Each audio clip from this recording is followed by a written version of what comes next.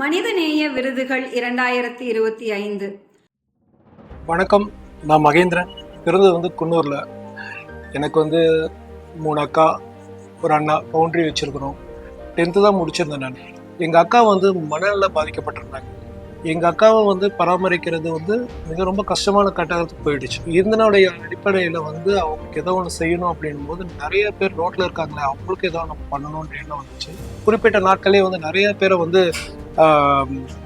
அவங்க வீட்டுக்கு கொண்டு போய் சேர்க்க வேண்டிய வாய்ப்பு எனக்கு கிடைச்சது.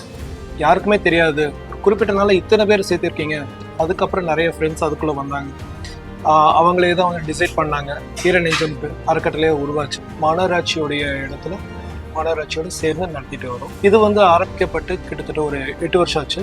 முதியோர் காப்பகம் அப்படின்றது சாதாரண விஷயமே இல்லை, மிகப்பெரிய ஒரு கனவு. அது இப்போ இந்த காப்பகத்தில் நிறைய பேர் மனநல பாதிக்கப்பட்டவங்களும் அரசாங்கம் மூலியமாக இங்கே கொண்டு சேர்க்கப்பட்டிருந்தாங்க. ரோட்டில் இருக்க போலீஸ், நானே நிறைய பேர் இங்கே கொண்டு சேர்த்துருந்தேன். இங்கேருந்து ஒரு 5 பேரை நான் ஆம்புலன்ஸில் கூட்டிகிட்டு போய் அங்கே அட்மிஷன் போட்டு, அவங்க ஒரு 50 பேர் அங்கே இருக்கிறாங்க. சேர்த்துனதுக்கு அப்புறமேலு அவங்களுக்கு அங்கே வைத்தியம் பண்ணி கிட்டத்தட்ட ஒரு 30 பேருக்கு முகவரி கண்டுபிடிச்சி வீட்டுக்கு அனுப்பிச்சோம்.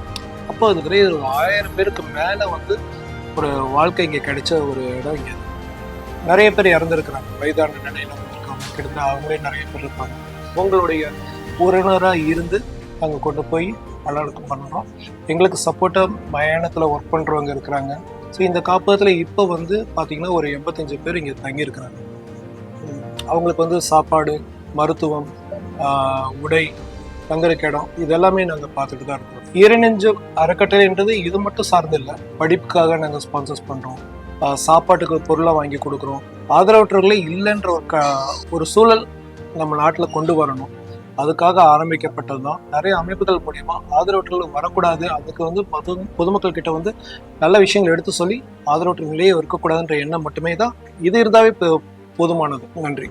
தன்னலம் கருதாமல் மனிதநேயம் ஒன்றையே குறிக்கோளாக கொண்டு ஆதரவற்ற முதியவர்கள், பெண்கள், மனநிலை பாதிக்கப்பட்டவர்களை அரவணைத்து அவர்களுக்கு ஆதரவு கரம் நீட்டி அவர்களுக்காக ஒரு வாழ்விடம் அமைத்து பேணி பாதுகாத்து வரும் மனிதநேயர், சமூக சேவகர், ஈரநெஞ்சம் அறக்கட்டளையின் நிறுவனர் திரு பி.